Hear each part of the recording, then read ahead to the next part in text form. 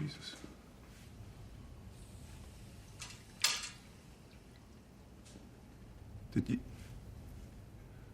Did you see the way she looked at me? Just in that last moment, it was like...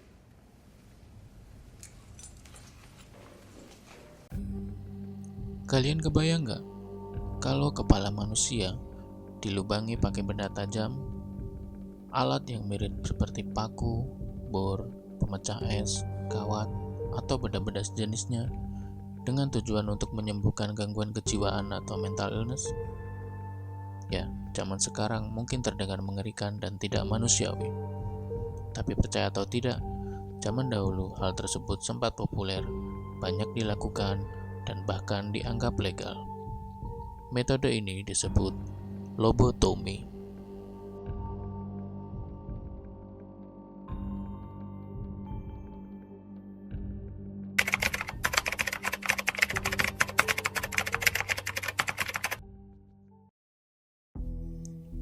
Keingintahuan mengenai lobotomi muncul beberapa waktu yang lalu setelah saya nonton sebuah film yang berjudul Sucker Punch. Film ini tayang pada tahun 2011, disutradarai oleh Zack Snyder, dan pemeran utamanya ada Oscar Isaac dan Emily Browning. Sucker Punch bercerita tentang seorang perempuan muda. Dalam film tersebut disebut Baby Doll yang diperankan oleh Emily Browning, yang dikirim ke rumah sakit jiwa oleh ayah tirinya. Jadi awalnya ibu dari Baby Doll ini diceritakan meninggal dan mewariskan seluruh hartanya ke Baby Doll dan adik perempuannya. Sedangkan ayah tirinya ini nggak dapat apa-apa. Suatu ketika karena intimidasi dari ayah tirinya, terjadilah perseteruan yang membuat Baby Doll yang niatnya mau nembak si ayah malah kena adiknya dan meninggal. Nah, kejadian ini dijadikan alasan si ayah tiri untuk memasukkan Baby Doll ke rumah sakit jiwa karena dia dianggap stres, depresi, dan berbahaya bagi orang-orang di sekitarnya. Padahal tujuannya hanya untuk mengambil alih harta warisan tadi. Si ayah tiri ini kerjasama dengan kepala pengelola rumah sakit jiwa bernama Blue Jones yang diperankan oleh Oscar Isaac untuk membuat Baby Doll lupa sama semuanya, bahkan lupa tentang dirinya sendiri dengan menggunakan metode yang disebut lobotomi. Now, here's the other thing. I don't have a doctor on staff who does lobotomies. What? But there just happens to be one scheduled to come in. He'll be here in 5 days. So I'll just forge his signature. I've done it 12 times.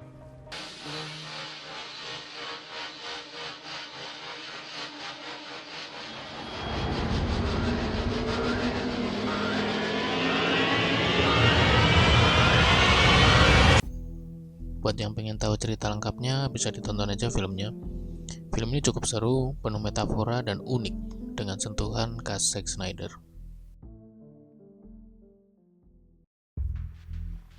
Kembali lagi ke bahasan kita kali ini. Jadi, apa sebenarnya lobotomi itu? Dan gimana ceritanya dulu pernah populer? Lobotomi adalah suatu bentuk prosedur perawatan bedah psiko atau bedah saraf untuk menangani pasien dengan gangguan kejiwaan, misalnya epilepsi, skizofrenia, depresi, bipolar, PTSD, dan sebagainya. Tujuannya untuk mengobati pasien atau hanya membuat pasien lebih mudah untuk ditangani. Prosedur ini secara garis besar merupakan operasi bedah untuk memutus koneksi ke lobus frontal otak. Lobus frontal sendiri adalah bagian otak yang memiliki fungsi sangat vital untuk mengendalikan bahasa, fungsi motorik, memori, kepribadian, emosi, dan fungsi kognitif lainnya. Lobotomi dilakukan dengan beberapa teknik, mulai dari menyuntikkan alkohol langsung ke otak, hingga memalukan alat seperti pemecah es melalui rongga mata. Pada masa lalu, lobotomi digunakan untuk mengobati gangguan kejiwaan sebagai prosedur utama di beberapa negara. Hal ini disebabkan oleh beberapa kondisi yang terjadi pada masa itu. Di antaranya, okupansi rumah sakit jiwa yang penuh sesak, belum ditemukannya obat-obatan yang efektif, hingga pengaruh media massa yang meningkatkan popularitas lobotomi. In the early decades of the 20th century, people struggling with mental illness had few options. Families were at their wits' end, didn't know what to do with people who had lots of mental symptoms. Institutions were very overcrowded, and the treatments were very, very difficult. Pada pertengahan tahun 1900-an, puluhan ribu prosedur lobotomi tercatat pernah dilakukan di seluruh dunia. Bicara tentang lobotomi, nama paling populer yang sering muncul adalah Antonio Egas Moniz, seorang ahli saraf dari Portugal. Ia dikenal sebagai pencetus dari metode ini. Dalam prosesnya menemukan metode lobotomi, Antonio Egas Moniz terinspirasi dari beberapa eksperimen terkait bedah psycho. Mari kita bahas beberapa di antaranya. Yang pertama adalah eksperimen yang dilakukan oleh seorang psikiater yang berasal dari Swiss yang bernama Gottlieb Burckhardt. Burckhardt ini adalah salah satu orang yang pertama kali mencoba operasi bedah psycho modern di tahun 1888 pada 6 pasien dengan berbagai jenis diagnosa gangguan kejiwaan. Hasil eksperimen ini cukup bervariasi, di mana satu orang meninggal karena komplikasi 5 hari sesudahnya, kemudian satu orang meninggal karena bunuh diri, lalu 2 orang mengalami komplikasi epilepsi, kelemahan motorik, dan tidak dapat memahami tulisan ataupun ucapan, dan hanya dianggap berhasil pada 2 pasien, yang digambarkan menjadi lebih tenang dan tanpa komplikasi. Yang kedua, ada eksperimen yang dilakukan oleh 2 orang ahli saraf dari Universitas Yale, yakni John Fulton dan Carlyle Jacobson. Mereka melakukan operasi bedah psycho pada 2 simpanse bernama Becky dan Lucy, yaitu dengan mengambil bagian lobus frontal otak dari kedua simpanse tersebut. Hasil eksperimen ini kemudian dipresentasikan di acara Second International Congress of Neurology yang diadakan di London pada tahun 1935. Kedua simpanse tersebut yang awalnya selalu marah jika mereka tergelincir atau terjatuh dalam kegiatan sehari-hari mereka, tetapi setelah operasi ini hal itu tidak terjadi. Bahkan mereka disebut tampak lebih tenang dan lebih bahagia. Yang ketiga, ada sebuah report atau catatan dari seorang ahli saraf yang bernama Richard Brickner. Catatan ini tentang seorang pialang saham yang memiliki meningioma frontal atau suatu jenis tumor. Setelah menjalani operasi di mana bagian dari lobus frontalnya dihilangkan, pria ini memiliki kecerdasan yang utuh, namun menunjukkan perubahan kepribadian dan emosi yang signifikan. Terinspirasi dari 3 eksperimen tadi, akhirnya Antonio Egas Moniz menyimpulkan suatu hipotesa bahwa memotong jaringan lobus frontal otak akan menghilangkan gejolak emosi dan reaksi dari pasien, yang jika berlebihan diduga dapat menyebabkan munculnya gangguan kejiwaan. Pada tahun 1935, Moniz dibantu rekannya yang bernama Pedro Almeida V, yang juga merupakan seorang ahli bedah saraf, mulai melakukan apa yang dianggap sebagai lobotomi pertama pada manusia. Saat itu disebut leukotomi. Metode yang dilakukan adalah dengan membuat lubang pada tengkorak dengan cara dibor, kemudian menyuntikkan cairan etanol ke jaringan lobus frontal otak, yang dapat menyebabkan iritasi atau cedera permanen pada pembuluh darah dan menghancurkan jaringan koneksi antara lobus frontal dengan bagian otak yang lain. Pasiennya sendiri adalah seorang perempuan yang berusia 63 tahun, di mana dia menderita depresi, kecemasan, paranoia, halusinasi, dan insomnia. Seorang psikiater yang bernama Barahona Fernandez mengevaluasi pasien tersebut 2 bulan setelahnya. Ia mengatakan bahwa kecemasan dan kegelisahan pasien telah menurun dengan cepat, bersamaan dengan berkurangnya juga paranoia yang dialami. Seiring berjalannya waktu, karena hasilnya dianggap cukup menjanjikan, Moniz dan Lima mengembangkan tekniknya dengan alat yang disebut leukotom, yaitu berupa jarum berongga yang dimasukkan ke dalam otak dengan lilitan kawat untuk menghancurkan jaringan-jaringan di dalamnya. Pada tahun 1937, mereka melakukan leukotomi kepada kurang lebih 40 pasien dengan gangguan kejiwaan. Hasilnya cukup beragam. Beberapa pasien membaik, beberapa tidak menunjukkan perubahan gejala, dan yang lainnya masih bisa kambuh. Meskipun demikian, praktik ini kemudian diadopsi secara luas, terutama karena hanya ada sedikit pilihan tindakan lain yang tersedia pada saat itu untuk menenangkan pasien yang mengalami berbagai macam gangguan kejiwaan. Meskipun cukup kontroversial, namun Moniz dinilai berkontribusi besar pada bidang bedah psiko dan psikiatri melalui metode leukotomi tersebut, sehingga ia menerima hadiah Nobel Fisiologi atau Kedokteran pada tahun 1949. Selain Antonio Egas Moniz, ada beberapa nama populer lainnya yang memiliki pengaruh cukup besar pada perkembangan praktik lobotomi pada masa itu.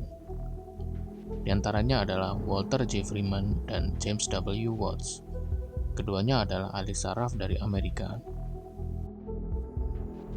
Pada tahun 1936, mereka memodifikasi prosedur leukotomi yang dikembangkan oleh Moniz dan Lima, sehingga hanya perlu lubang kecil yang dibor untuk memasukkan alat bedah ke dalam otak, kemudian menerapkannya di Amerika dengan nama prosedur lobotomi.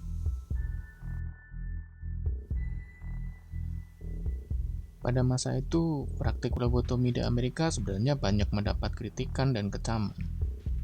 Namun, keberhasilan Freeman dalam mempromosikannya melalui media mampu menarik perhatian publik dan menyebabkan banyaknya permintaan akan prosedur operasi tersebut.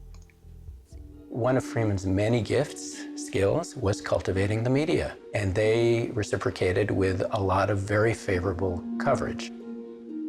Miracle cure to the brain, cutting the brain cures the soul. The media was all over it. Pada tahun 1945, Freeman menyederhanakan prosedurnya dan menyebutnya sebagai lobotomi transorbital. Prosedur tersebut tidak memerlukan alat bedah yang lengkap, bahkan tidak memerlukan ruang operasi.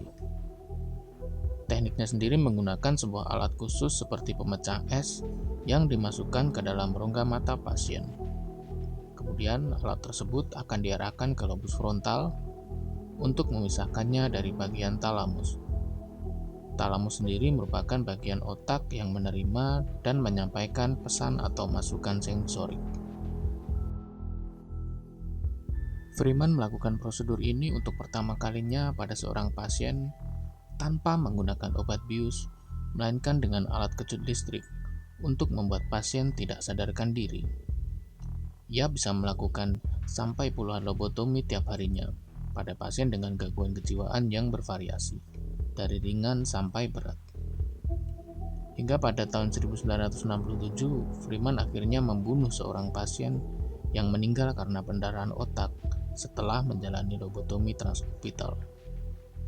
Sejak saat itu, dia kemudian dilarang melakukan lobotomi lagi. Secara umum, penurunan minat terhadap prosedur lobotomi mulai terjadi pada pertengahan tahun 1950-an.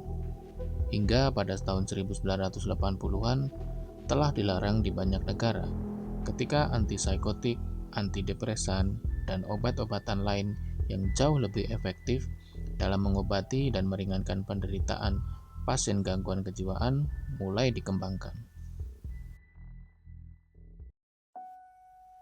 Lobotomi menawarkan metode yang murah dan berjangka panjang untuk mengendalikan pasien yang sulit diatur, mengurangi biaya dan upaya dalam merawat mereka. Namun, di sisi lain, ada dampak yang tak terlukiskan untuk para pasien, atau bisa disebut juga sebagai korban, mulai dari penderitaan sepanjang sisa hidup hingga kepada kematian. Sebagian besar pasien yang menjalani lobotomi menunjukkan penurunan emosi dan juga efek lain seperti apatis, pasif, kurang inisiatif, buruknya kemampuan berkonsentrasi, dan secara umum menurunnya kedalaman dan intensitas respon emosional terhadap kehidupan di sekitar mereka.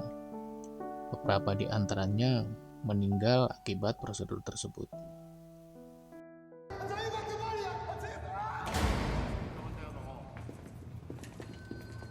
You all right, miss?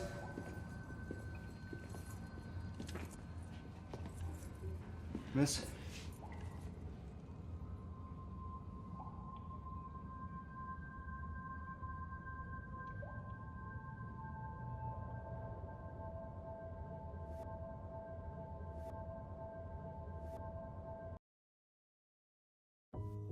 Salah satu pasien lobotomi yang paling terkenal adalah Rosemary Kennedy. Ia adalah adik perempuan dari mantan Presiden Amerika Serikat, John F. Kennedy. Berdasarkan riwayat proses kelahirannya, terdapat suatu kondisi di mana ia sempat tertahan di dalam jalan lahir selama 2 jam, sehingga menyebabkannya kekurangan oksigen. Rosemary sendiri dapat tumbuh secara fisik, tetapi terus mengalami kesulitan dalam belajar. Pada awal usia 20 tahun, ia digambarkan sebagai orang yang mudah tersinggung dan sering memberontak, sehingga ayahnya meminta nasihat kepada Walter J. Freeman dan James W. Watts. Pada usia 23 tahun, ayahnya mengizinkan prosedur lobotomi dilakukan pada Rosemary. Prosedur tersebut membuat Rosemary mengalami cacat fisik dan cacat mental permanen. Sama sekali tidak dapat hidup mandiri hingga kematiannya pada usia 86 tahun. Berikut beberapa cerita ataupun testimoni singkat dari pasien-pasien lobotomi lainnya.